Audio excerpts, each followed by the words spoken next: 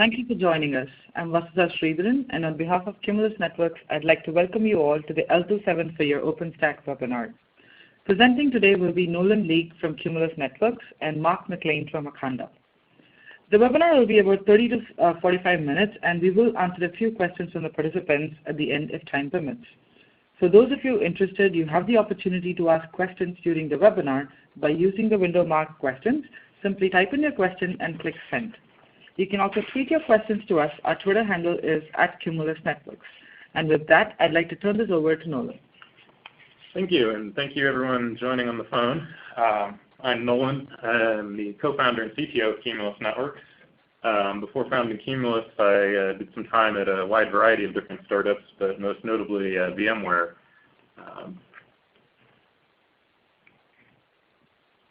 And hi, my name is Mark McLean. I am the CTO of Akanda. Prior to working at Conda, I worked for Yahoo and DreamHost and was the Neutron API. So just kind of give you an idea of where we're headed today, we're going to talk a little bit about Cumulus. We're going to talk about Akanda, cover a few Neutron basics, and kind of put together, show how Cumulus and Conda combined really can give you a full layer 2 through 7 stack. Okay. So Cumulus, what is Cumulus all about? I like to say first and foremost we're about breaking up blobs. So traditional network devices are essentially appliances, right? You get the hardware, you get the operating system that runs on that hardware, you get all the applications that actually provide the services that you want this box to provide, all from a single vendor. And to a large degree, you're not even aware that they're different pieces. It's just this one big thing that you interact with in a very prescribed way. We're all about breaking up those blobs. We would prefer to see and are making networking look more like the server industry, where you can go buy hardware from a wide variety of different vendors to meet whatever your needs are. You can choose from a wide variety of operating systems, in this case hopefully Cumulus Linux, and then run whatever apps on top that you want, ranging from the ones that Cumulus ships to ones you wrote yourself to open source that you downloaded to even proprietary software. And there's a wide variety of these hardware platforms that you can already buy from, various ODMs, Dell, HP, Supermicro now recently. And then there's a huge amount of software you can run on top because Cumulus Linux is just Linux. So any software that runs on Linux will work out of the box on Cumulus Linux. In fact, we're based on Debian, so you have at your option the entire 50-some-odd thousand packages that are available for Debian in their repo will work out of the box on Cumulus. And so what that looks like is pretty much exactly like Linux on a server. So if you're familiar with how to operate Linux on a server, you're familiar with how to operate Cumulus Linux on a switch. You can use all the tools you're used to, IP route, IP tables, brctl, ifconfig even. It's deprecated, but after 20 years of using it, I'm still kind of fingers hard-coded. And behind the scenes, what we do is we hardware accelerate that. So you can think of it similar to, if you used to play video games before hardware acceleration, they would be kind of slow, and then you bought your first 3DFX card or NVIDIA card, and suddenly, they operate exactly the same, but they just got way faster. And so we do the same thing for the kernel forwarding features that have existed in Linux forever, essentially. Only we offload them to a dedicated forwarding ASIC, which can, switch these packets at 2.5 terabits per second, which is, hundreds of times faster than an x86 server by itself could forward packets. So you can think of it basically, it looks like just a standard server running Linux, only it has 32 40 gig ports or 48 10 gig ports showing up. And so when we kind of talk about Akanda,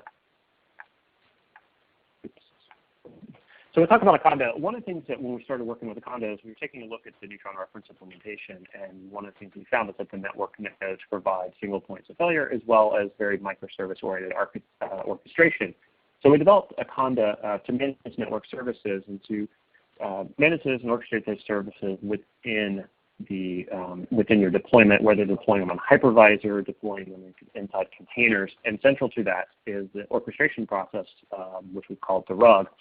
And so if you kind of take a look at Akanda's architecture, it's a fully pluggable architecture, but what you have in Akanda runs in the control plane alongside, for an instance, OpenStack, Neutron, and Nova, and then you have, say, your physical network, and then on top of that, if you're running overlays, Akanda has agnostic overlay support, so that whether it's a choice you can enable or not with your standard OpenStack APIs, and then you have access to advanced services of routing, load balancing, firewalls, and service. Akanda, like I said, is a layer 3 and above services. So we can provide, we have managed virtual appliances for routing, load balancing, has pluggable drivers available. And for HA, it's multi-process, multi-threaded, so it scales both up and out. And it's available via open source. So when we, just kind of level set a little bit, we'll talk about Neutron real quick. So OpenStack and Neutron in general, and basically as it says 1 minute or less, kind of this is an image we've seen probably with OpenStack before, which is you have, compute, networking, and storage. You have all three together, and central that networking ties the deployment together. And so underneath the hood, using the Neutron API, you can make a very rich logical topology. But how do we actually do that in the physical data path? Okay, so jumping ahead, here we go. So how do you actually build the physical network to provide all these cool logical topologies to the virtual machines? So you have some decisions to make when you're starting off. The first one, and the most basic one, is do you build a layer 2 network or a layer 3 network? And fundamentally, the traditional approach would be to build a layer 2 network, but we'll talk about that trade-off a bit more. The other one is, how do you provide tenant isolation? Or first of all, do you provide tenant isolation? We're going to assume that you want to for this use case. So we can talk, there's a couple of different ways you can do that. Jiri and VxLAN are tunneling approaches, and VLANs are the kind of traditional L2 approach. We're going to focus on VxLAN for tunneling here.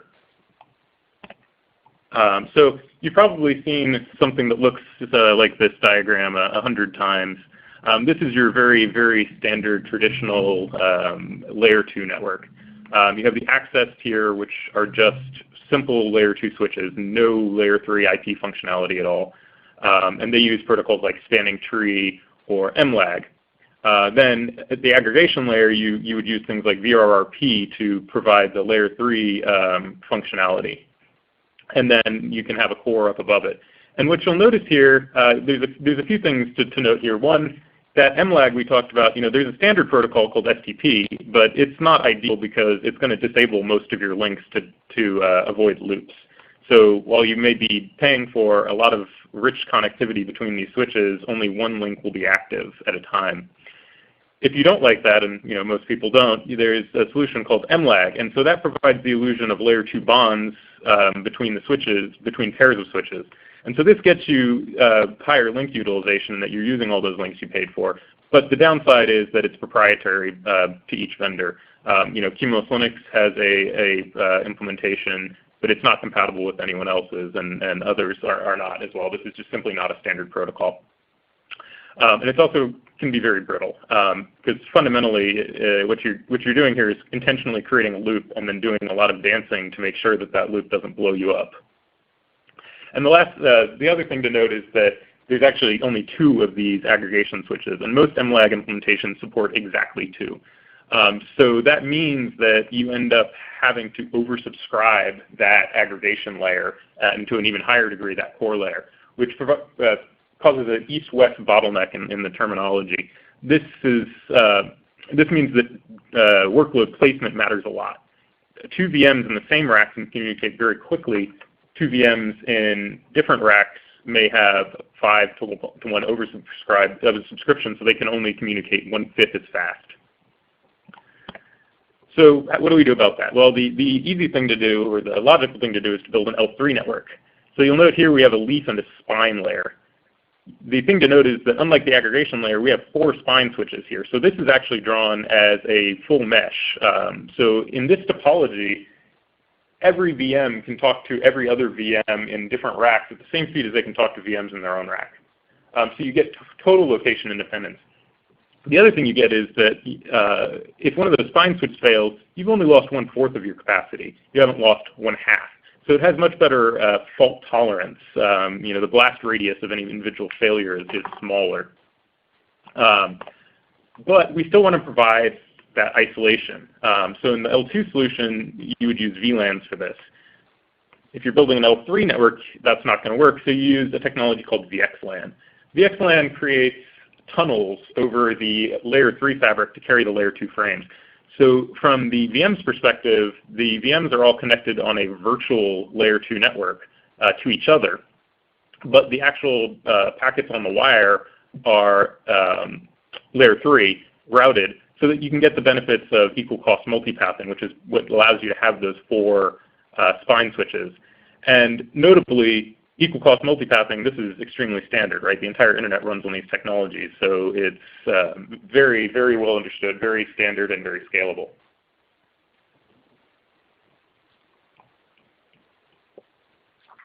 Oh, and then, so Cumulus has an interesting feature that can provide actual hardware VxLAN offload, and so that's the solution we're going to be talking about here. The idea is that you use VLANs to get from the hypervisor up to the top of rack switch, and then use VxLAN to cross the actual network. And this gets you kind of the best of both worlds, because most likely the NICs you have in your servers know how to do something called TSO and RSO, which is receive and transmit segmentation offloads. Unfortunately, and the way that works is the NIC can receive an entire 1 megabyte, for example, packet, and it will, in hardware, break it up into MTU-sized, smaller, say, 1,500 byte packets. Now, the problem that comes up is that most NICs know how to do that segmentation offload in the presence of VLAN headers, but very few know how to do that in the presence of VxLAN headers. So if you do the naive VxLAN implementation and do the encapsulation and decapsulation in the V-switches on the hypervisors, the NICs will lose that offload, and this can be pretty significant. You can go from having a 10 gigabit connection to having a 2 gigabit connection. And the other interesting feature this enables is SRIOV. This is a technology that allows you to pass through virtual NICs to the individual VMs that are actually being backed by the hardware. So the VM can speak directly to the NIC. And so this greatly reduces latency, decreases CPU utilization, because all that virtualization overhead is just gone. But these SRIOV NICs only know how to speak VLANs. They only know how to associate one of these virtual NICs that's passed through to the VM with a VLAN. So you lose the benefits of VxLAN and IP fabrics. And finally, the number of VTEPs scales a lot lower if you do it in the, VTEP is a VxLAN tunnel and encapsulation point. So it's the place where the layer 2 packets are encapsulated into VxLAN tunnels and sent across the network. If you do this in the hypervisor, the number of VTEPs scales with the number of hypervisors, obviously. If you do it at the top of rack switch, however, you may have 40 servers in a rack all sharing 1 VTEP at the top. And so it kind of kicks that scalability can down the road by 40x, which is pretty significant. And then finally, the way we do this, if you have spent a lot of time in the networking world, when someone says VLANs, you probably think of a global number. I have 4,000 of these in my entire network. But using the Cumulus hardware VxLAN support, the VLANs can actually be per port. So now instead of having 4,000 VLANs for all the tenants in an entire cluster with many, many racks, I can have up to those same 4K VLANs per port. So each hypervisor gets the full 4K space of VLANs, which should be enough essentially forever, hopefully. So what does it look like when we put all this together? With OpenStack, it requires that you run the latest stable release of Kilo. And what we're using is the module Layer 2 plugin with a new feature that was added in the Kilo release called hierarchical port binding. And what this does is allows us to kind of leverage the features Nolan just talked about, which is you can have VLAN within the rack up to the top, that's the Cumulus switch, and then VxLAN between the switches. And the way hierarchical port binding works is you can do dynamic VLAN assignment within. So if we were to take a look at, say, a sample topology, what you see here is you see, Liechtenstein, you see that it's layer 2 using, in one rack, let's say we're using VLAN 37, it goes up to the switch where it's encapsulated. For VxLAN, we're using BNI, the ID for 2003. It goes over to the other switch, and then within that rack, it uses VxLAN 55. If you notice here, kind of what we got is we got one VLAN running tenant services, and then like the red VLANs would be, for instance, an instance running a Conda and running one of the network functions like routing or load balancing. So the hardware, like I said, the hardware accelerated VxLAN plus OpenStack. Neutron supports the hierarchical port binding. Deployment's really easily expandable. One of the other interesting features is that there's support for ironic, because now we're doing encapsulation in the switch versus on the server. So the bare metal instances will see untagged traffic. And the really interesting thing about it is that from a configuration standpoint, this is the entire config file that you would use for module layer 2. You're going to declare which VNI ranges you want to assign, which VLANs are available within a rack, and then that's it. It's very simple configuration. And then from there, the Cumulus plugin, if you notice, for the mechanism driver is enabled, as well as Linux Bridge to provide the host connectivity. And so on top of all that, what we do in order to integrate Akanda is we add one more, which is this core service plugin in the main core file. And so once you add the Akanda L3 plugin or Akanda load balancing, we're able to provide an entire stack from layer 2 through 7.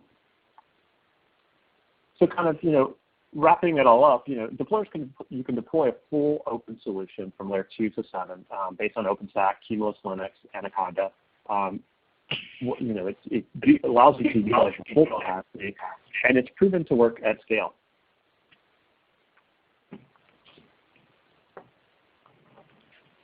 Okay.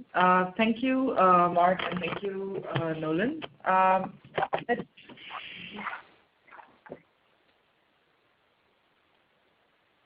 Let's open it up for some questions. The first question that we have received so far is, how does the solution handle VxLAN BOM, which is the broadcast, unknown, unicast, and multicast packets? Okay, so great questions. To expand on it a bit, the problem is that VxLAN is a point-to-point, unicast-based protocol. So you still have to handle the guest's broadcast, unknown unicast, which is flooded, and multicast traffic, which is going to multiple destinations. And so one solution to that is to actually use multicast in the physical fabric. As many people are probably aware, enabling multicast in a large L3 network can be challenging. So the solution we've chosen and implemented here is what's known as a replicator or a service node. It's a piece of software that runs in several places, as many places as you'd like in the network. And anytime you have one of these BOM packets, anytime VTEP has one of these BOM packets, it sends it to that replicator, which then forwards it, replicates it to all of the other VTEPs that need to see it. This is a piece of open source software that is available on the Cumulus Linux GitHub if you'd like to take a look. It's not specific to the OpenStack solution. It can be used anytime you're using VxLAN. Okay. Next question. Does the hardware optimization include memory and CPU locality too? So the hardware optimizations that Cumulus Linux does are all about offloading the forwarding plane. So there is memory in the ASIC that's used for buffering packets, used for storing routes and things like that. There's various memories. Cumulus manages that kind of behind the scenes. So from the user's perspective, it should appear exactly as if this was a server that happened to have 48 10 gig NICs or whatever and was just running Linux and forwarding software. But because the ASIC is actually short-circuiting that forwarding in hardware, it happens much more quickly. But you can get the details of like buffer utilization and things like that through kind of interfaces we provide. But for the most part, unless something's going wrong, you don't need to worry about any of that. Okay. So the layer 3 fabric using BGP, what does Cumulus meet overlay VxLAN? I want to understand server NIC HA when we use L3 fabric. Okay, so the question, I believe, my understanding is how do you provide a high availability to the servers when building an L3 fabric? And so there's a couple of different ways you can do this. One, and possibly the simplest or maybe the most complex depending on your perspective, is to just run BGP or OSPF or whatever routing protocol on the servers as well. Because the servers are actually hypervisors that have a vSwitch, you can think of it as the vSwitch is participating in the routing protocol. If the idea of running routing protocols on servers sounds too weird, the other option is to use that MLAG support solely from the top of rack switches to the servers. So you avoid kind of the looping problem, and it's less of a big deal because the MLAG is from a pair of top of rack switches to servers in the same rack, not between different switches. So depending on kind of what you're more comfortable with, these are both fine solutions. Great. How do you offload VTEP of OVS/Neutron to VxLAN to Cumulus? Well, in this case, in this kind of style of deployment, we're actually not using OVS Open vSwitch anywhere. You could use it on the hypervisors. We happen to use the Linux bridge in this case just for simplicity. But the actual management of the VTEPs in the top of rack switches is being managed by the ML2 layer and an ML2 plugin that then reaches out, makes REST API calls over to a little agent that you run on the switches that then creates the VLAN subinterfaces, creates the VxLAN interfaces, and then bridges them together using just traditional Linux bridges. So the BR0, BR1, BR whatever that you're probably familiar with if you used Linux bridging in the past. Okay. So we are saying that the tunnels will be created between the switches on Cumulus instead of the hypervisor. Is that correct? That is correct, yes. The packets will be L2 encapsulated and tagged with a VLAN tag coming out of hypervisors. Then when they come into the front panel port of the top of rack switch, they'll have the VLAN tag removed and have a VxLAN header added, and then they will traverse the fabric to the other switches as necessary. Are you suggesting that for replicating of BOM traffic, we should use a software node that creates the replication copies? If so, with hardware VTEPs, how is this going to scale as the BOM traffic goes up? So there's two ways you can scale that. We used the software replicator for simplicity here. And depending on exactly what you're doing, one way to scale it would be to use multiple software replicators. If you're trying to scale to large networks, you may want to do that, build a tree of replicators so you minimize the number of copies that traverse the core of the network. If you're trying to scale up in just the amount of BOM traffic, the other approach is to enable head-end replication in the switches and the VTEPs. In this mode, the replication actually happens in the VTEP when the packet comes in. So if a broadcast packet comes up from a hypervisor, hits that top of rack switch, it will then be replicated in hardware in that top of rack switch to all of the other VTEPs that are interested in it. Exactly which one of these makes sense it depends a lot on your deployment. I think in most cases, probably head-end replication is probably the easiest and the one that has least corner cases. Okay. Thank you. And does Cumulus support OpenFlow 1.4? That's an easy one. No, Cumulus does not support OpenFlow. Cumulus, essentially, you can think of it as we're hardware accelerating all of these traditional Linux functionality. So, IP routing, bridging, IP tables, bonding for lags, and VLAN subinterfaces, and so on. But we don't do OpenFlow at the moment. Got it. Thank you. And does this encapsulation, decapsulation process increase the load on Cumulus switch? No, it happens in the forwarding ASIC, and so pretty much anything that goes on in the ASIC is done at line rate, or it isn't done at all, and so that applies to Cumulus as well. We will reject operations that we can't do at full speed. So typically that's things like the Linux kernel supports NAT. We can't do that at full speed, so we don't support NAT. Next question: does Cumulus support L3 VxLAN GW?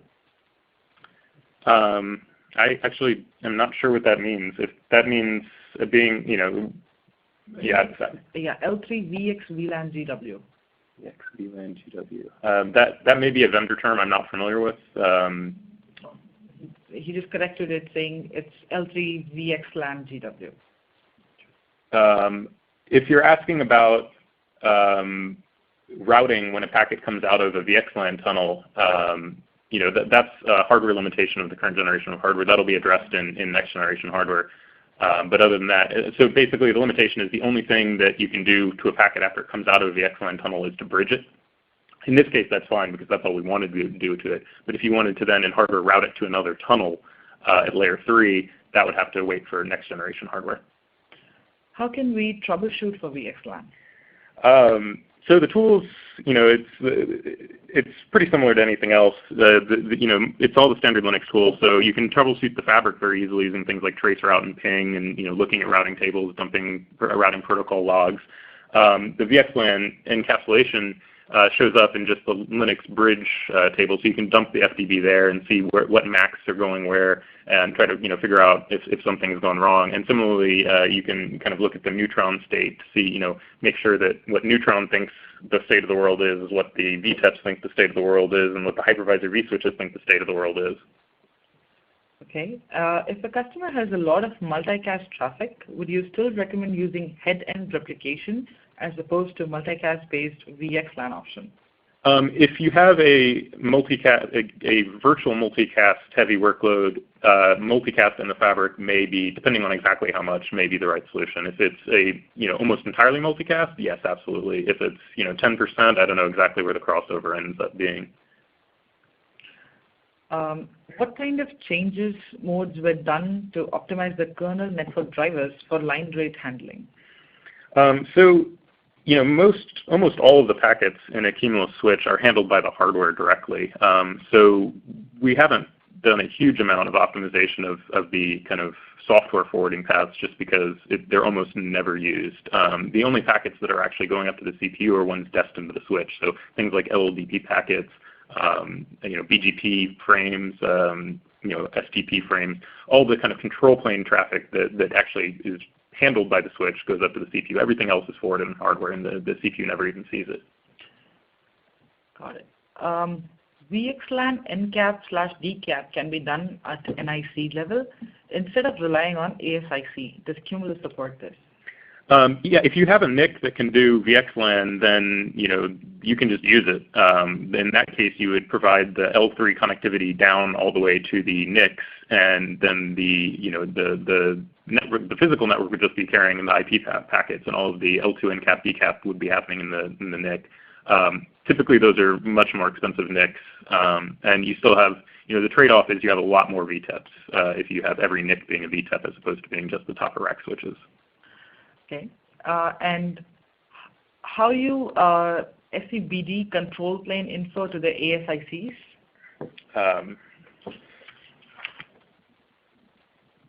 How do you send? I believe it should be sent.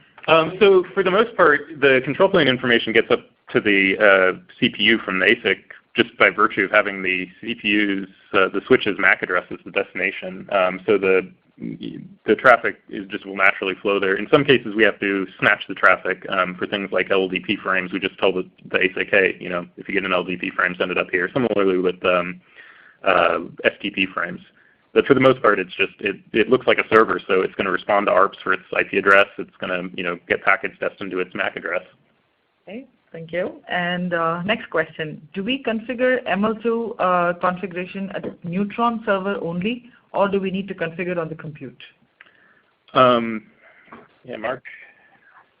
So that's kind of the nice, kind of cool thing about how simple it is to configure. Basically, you configured ML2, and from a compute perspective, you just have a generic configuration that you would for Neutron. You basically tell compute that Neutron is being used, and from there, the two components between Nova and Neutron know how to communicate with each other and how to express the proper way to wire the VM.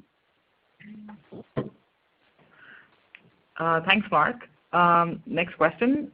Do we have VxLAN interoperability with hypervisors VxLAN implementations? Is this a design you would recommend? It's a more complicated design. It will work. VxLAN is a standard, and as long as the kind of replication modes are consistent between the hypervisor vSwitches doing the encap decap and the VTEPs doing the encap decap, that's a totally valid configuration. If I was standing up something, I bought a bunch of servers and a bunch of switches and we're just building it, I'd probably go with consistency. But if you have an existing deployment, you could build a hybrid model as you expand. Or you could do it the other way. If you have a bunch of servers that don't have VxLAN and the NIC support, and but you have some that do and you want to use it, you could build a hybrid where the VTEP is in the top of rack for the switches without the VxLAN capable NICs, and is in the NICs for the ones with the VxLAN capable NICs. Okay, and one last question: is the jumbo frame handling supported? Yeah. I think we go up to 16K, although most people would advise not going over 9K. Okay, we have more questions coming up. We can. Okay. Does Cumulus support DBPDK? Would be useful in the case of server acting as a switch. Yeah, DPDK is interesting. We don't directly support it on the switch because in our case, all of the high performance forwarding is being done in the ASIC and hardware, which is even faster than DBPDK. But you could certainly envision kind of hybrid designs where other services are being provided. But I think actually DPDK support probably makes a lot more sense for Akanda. So Mark, do you want to talk about that at all? Yeah, so I'll add in a little bit. So one of the interesting things about DBPDK is it allows you to accelerate some of the layer 3 and above solutions. So in terms of Akanda has a very pluggable model. So while we provide open source solutions for, say, a router or load balancer, using DBPDK, you could take actually one of the proprietary implementations that's implemented with DBPDK, get acceleration within the VM, and actually improve the forwarding performance of the network function. So there's several instances of those appliances on the market today based on DBPDK, and so Akanda, being a generic network management orchestrator, can leverage those. You mentioned L3 VxLAN gateway is not supported due to current hardware limitations. So that means that a VM in subnet 1 can't communicate with a VM in another subnet. This seems like a limitation. This is the current interim solution until the hardware support comes in. So I'll actually hand this off to Mark because while this is a Cumulus limitation, or actually a hardware limitation, he has the solution, which was what we're demonstrating here. So I'll let him elaborate on that. Yeah, so like currently right now, what hardware limits you, what we're able to do with Akanda is we're able to use virtual network functions, deployed via containers or service appliances, which are able to provide that routing between two VMs. What we're able to do is communicate with the Cumulus switch and be wired in appropriately so that we can route and forward traffic between subnets. Okay. One last question. Do you support all the hypervisors, for example, VMware and Hyper-V? Yeah, I mean, we do. We're just carrying packets on the physical network, so that's a pretty easy one for us.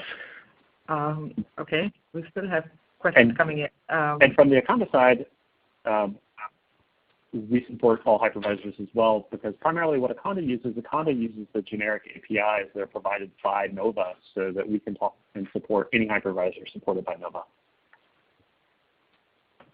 Okay. Could you explain about the SRIOV support that was mentioned in the slide deck? Sure. So SRIOV NICs are basically they're hardware NICs that can either show up as a single NIC if you plug them into a server, or can show up as multiple virtual NICs if you're in a virtualized environment. And so all those virtual NICs show up essentially as PCI devices, just like it looks like you have many NICs plugged into the server. And so what the hypervisor can then do is pass those NICs through to the VMs. And so now the VM is actually going to use the real NIC driver itself, and it's going to program the NIC hardware directly. So the hypervisor is no longer on the data path for that VM's traffic. So this improves latency because you don't have to context switch to the hypervisor and batch up packets and do all the things that hypervisors do on the network path. And it improves CPU utilization and bandwidth just because you avoid all that virtualization overhead. Now, the reason it's interesting with this solution is that most of the SRIOV NICs, not all, but most of the SRIOV NICs available in the market would associate a virtual NIC with a VLAN when they come out. So if you want to kind of segment traffic between these, if these different VMs need to be part of different logical networks, you have to use VLANs to separate them. But if you wanted to use VxLAN to traverse the core, you would use the solution we described to do the encap and decap at the top of rack. Very similar. In that case, the essential virtual switch on the NIC is replacing the software vSwitch on the hypervisor. Okay. Do you need any config for hierarchical port binding? So you don't need really any special config. The way hierarchical port binding is implemented is it's actually a feature of the Cumulus mechanism driver for ML2.